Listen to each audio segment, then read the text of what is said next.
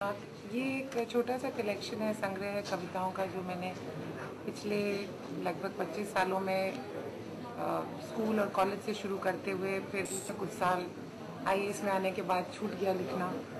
उसके बाद धीरे धीरे वापस तो ये एक मेरी एक मैं कहूँगी एक जर्नी है, एक सफ़र है, जो एक कहानी नहीं है, एक अलग अलग मोमेंट्स, अलग अलग अनुभव जो सच्चे लगे हों, चाहे वो खुशी के हों, चाहे दुख के हों, चाहे आशा के हों, उनका एक संग्रह है। और मैं आशा पलों की शुरुआत कब हुई थी? कब आपने शुरुआत तो जैसे मैंने कहा, स्कूल से ही मुझे शौक था लिखने का, और उस वक्त लिखना आसान था, लगता था।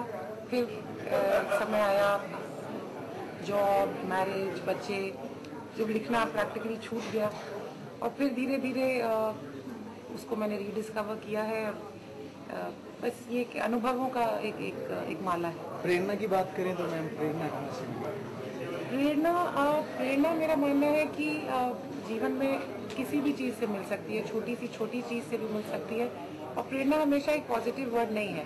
आपको किसी दुखद अनुभव से भी प्रेरणा मिल सकती है कुछ लिखने की, क्योंकि कविता वैसे भी मैं समझती हूँ, आप जब खुश होते हैं तो सिर्फ खुश होते हैं, जब आप दुखी होते हैं तब आप सोचने बैठते हैं कि ये क्या हुआ, क्यों हुआ, और मैं इसका क्या करूँ।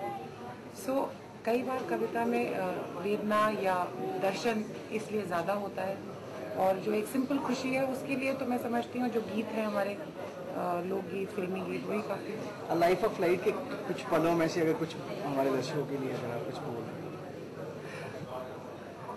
मैं समझती हूँ कि अगर इसको खरीद के आप खुद पढ़े तो बेहतर रहेगा। जो अनुभव रहे मैडम, जो आपने किताब लिखी है उसमें जो अनुभव रहे वो आपका जो पेशा है उससे जुड़े हुए अनुभव है, या पूरी लाइफ, अगर हम जनरल बात करें लाइफ की, उसके अनुभव आपने इसमें शेयर किया? देखिए, प्रशासनिक जीवन के बारे में लिखना तो बहुत आसान है, फिर कविता की ज़रूरत ही नहीं है।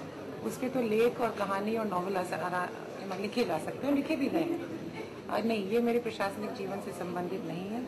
हो सकता है कि किसी पल में मुझे कोई उससे एक स्टार्टिंग पॉइंट या इंस्पिरेशन मिला हो, पर ये मेरी एक अपनी पर्सनल जर्नी है।